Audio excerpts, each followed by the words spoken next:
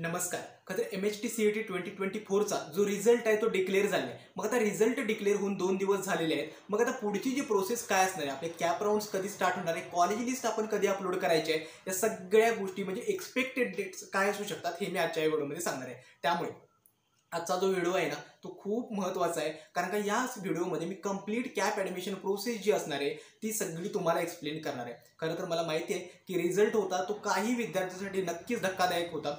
आता आपण वाट बघतोय की काही CET सेल यावरती काही ॲक्शन्स घेते का, आणि मला 100% गॅरंटी आहे की ते या गोष्टीकडे दुर्लक्षच करणार आहेत. ठीक आहे. आता ह्या व्हिडिओचा मेन उद्देश काय आहे, तर जी आपले रिझल्ट डिक्लेअर झाल्यानंतर CET सेलची कॅप ॲडमिशन प्रोसेस कशी असते, तुम्हाला आता कसं प्रिपेअर राहायचं आहे, कॉलेज लिस्ट कशी बनवायची आहे, या सगळ्या गोष्टी मी आजच्या व्हिडिओमध्ये डिस्कस करणार आहे. कारण मला माहिती आहे की भरपूर विद्यार्थी मला कॉल्सवर व्हॉट्सॲपवर मेसेज केले आहेत, भरपूर विद्यार्थ्यांची पेंडिंग आहे. मी शक्य तितके रिप्लाय द्यायचा प्रयत्न करतो, परंतु सगळ्यांपर्यंत पोहोचू शकत नाही. त्यामुळे मी माझा बेस्ट देतोय, परंतु होतं असं की कधी कधी म्हणजे माझं चुकून असेल की माझं लक्ष जात नाही तुमच्या मेसेजेसकडे किंवा कॉल्सकडे, मात्र शक्य तितके कॉल्स मी नक्की रिसीव्ह करतो. आता मेन एक सांगायचं आहे की आता आपली रिझल्ट डिक्लेअर झालेला आहे ना, मग पुढची प्रोसेस काय असते.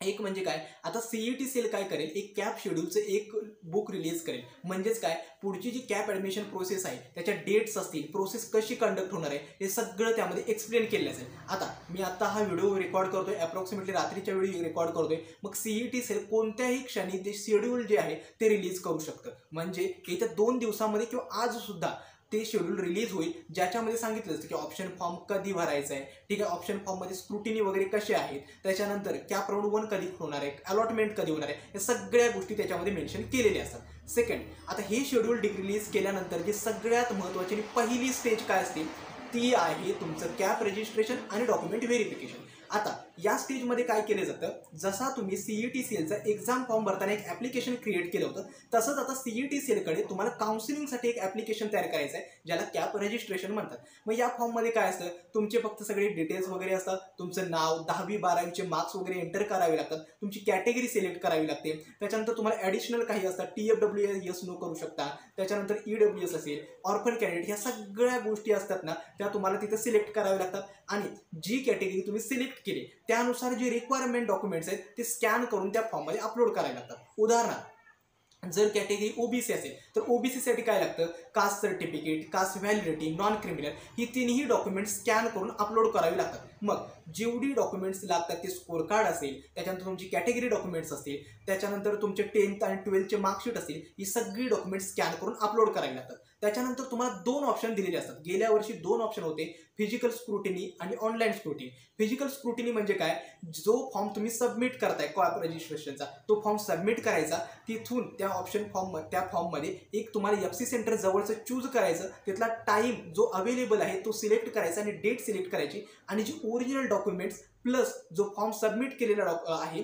तो घेऊन त्या FC सेंटरवरती फिजिकली प्रेझेंट राहायचं. तिथले ऑफिसर्स काय करतात, तुम्हाला त्या स्लॉटनुसार बोलवतात, तुमचे डॉक्युमेंट्स वगैरे चेक करतात, काही मिस्टेक आहे की नाही हे चेक करतात, आणि सगळे डॉक्युमेंट्स व्यवस्थित असतील ना तर तिथे तुम्हाला तो स्टॅम्प दिला जातो आणि तुमचं डॉक्युमेंट व्हेरिफिकेशन कंप्लीट होतं. जर तेच डॉक्युमेंट व्हेरिफिकेशन तुम्ही ऑनलाईन निवडलं तर ऑटोमॅटिकली तुमचे जे डॉक्युमेंट्स आहेत ना ते सगळे ते ऑनलाईन FC सेंटरवर एक अलॉट केलं जातं, ज्याच्यामध्ये तुम्हाला काहीही करावं लागत नाही. मात्र ऑनलाईन स्क्रुटिनीचा गेल्या वर्षी ड्रॉबॅक हा झाला की विद्यार्थ्यांचे डॉक्युमेंट्सच व्हेरीफाय नाही झाले. 4-5 दिवसानंतर CET सेलनं सांगितलं की जे पेंडिंग विद्यार्थी आहेत त्यांनी फिजिकल स्क्रुटिनी निवडा आणि डॉक्युमेंट व्हेरिफिकेशन करा. ही असते सेकंड स्टेप, डॉक्युमेंट व्हेरिफिकेशन आणि कॅप रजिस्ट्रेशन. त्यानंतर CET सेलच्या 3-4 दिवसानंतर प्रोव्हिजनल मेरिट रँक डिस्प्ले करते. म्हणजे प्रत्येक विद्यार्थ्याला 4 ते 5 प्रकारच्या रँक दिल्या जातात. कॅटेगरी रँक असेल, स्टेट जनरल मेरिट रँक असेल, स्पेशल कोटा रँक असेल. त्यानंतर पुन्हा जर त्या रँकमध्ये काही प्रॉब्लेम असेल तर आपण ग्रीव्हन्स रेज करू शकतो. 3 दिवसांचा ग्रीव्हन्स पिरियड दिला जातो, ज्याच्यामध्ये आपण ग्रीव्हन्स रेज करू शकतो. जर ते ग्रीव्हन्स ते ॲक्सेप्ट केले त्यानुसार ते परत प्रोव्हिजनल मेरिट लिस्टमध्ये चेंजेस करतात, आणि फायनल मेरिट लिस्ट असेल ती फायनली रिलीज होते. फायनल मेरिट लिस्ट ज्या दिवशी रिलीज होते त्यावेळी आपल्याला एकतर फायनल मेरिट लिस्ट सोबत सोबत आपल्याला काय होतं तर सीईटी सेल जे सीट मॅट्रिक्स असतं महाराष्ट्रामध्ये जेवढी कॉलेजेस आहेत त्यांच्यामध्ये सीट मॅट्रिक्स जे असतं ते डिस्प्ले करतात. आणि आता तेथून पुढे आपले जे ऑप्शन फॉर्म फिलिंग आहे ती प्रोसेस खऱ्या अर्थानं स्टार्ट होते, ज्याच्यामध्ये तुम्हाला कॉलेज लिस्ट अपलोड करावी लागते. मग जर तुम्ही बघाल ना त्या डेट्स आहेत त्या सतत वाढवत नेल्या जातात. सीईटी सेल जे या डेट्स आहेत ते सतत वाढवत नेतं, जेणेकरून काय होईल की विद्यार्थ्यांना पुरेसा टाइम मिळतो. त्यामुळे घाई गडबड करू नका. त्यामुळे कॉलेज लिस्ट अपलोड करेपर्यंत जवळजवळ 20 ते 25 दिवसांचा वेळ आहे. ठीक आहे. आता कॉलेज लिस्टवरून आठवलं, ज्या विद्यार्थ्यांना पर्सनल काउन्सिलिंगमध्ये एनरोल करायचं आहे, आमची रजिस्ट्रेशन चालू आहे. आम्ही लवकरच ही रजिस्ट्रेशन क्लोज करतोय. खरं तर पर्सनल काउन्सिलिंगबद्दल मी थोडक्यात सांगतो. एक म्हणजे काय, बाकीच्यांसारखं तुम्हाला फक्त आम्ही कॉलेज लिस्ट देत नाही. जोपर्यंत तुमचं ॲडमिशन कन्फर्म होत नाही तोपर्यंत तुम्हाला डाऊट सपोर्ट मिळतो.